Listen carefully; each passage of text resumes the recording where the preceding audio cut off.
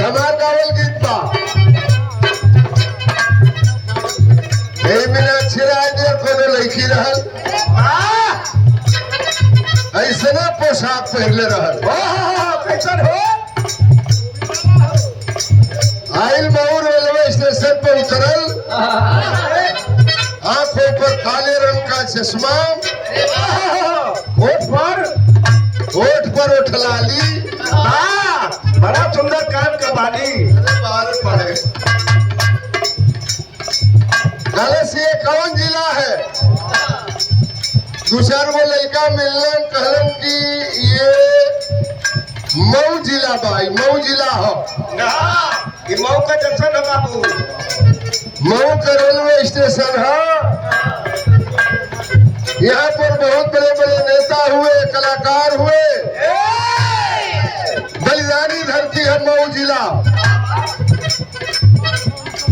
कहाँ से आवता हूँ कलश मैं बम्बई से आ रही हूँ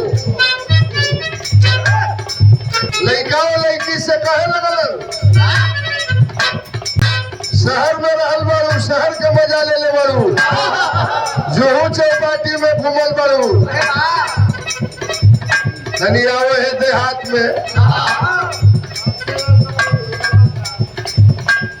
गेहूं में रस पेराता रस पेरे वाला भी बगले में बैठल हो काला नो लड़की से बतौली मीनाक्षी राज के नया 9 गंडा पुराना 18 गंडा हम नौका में का गवाता है वो लड़की रहते वो लड़का रहल तो प्यार भइल तो वहाँ लेके भागल होने गई लड़का के देहात के सीन दिखावतन गांव में आइल बारू बम्बे शहर से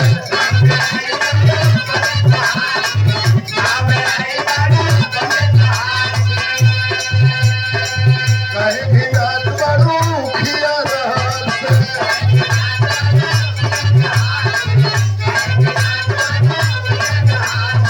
गांव में आइल बारू बम्बे शहर से कहीं भी रात बारू उखिया रहल से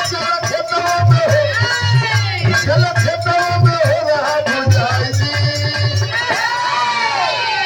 दारू छोड़े गोरी का चल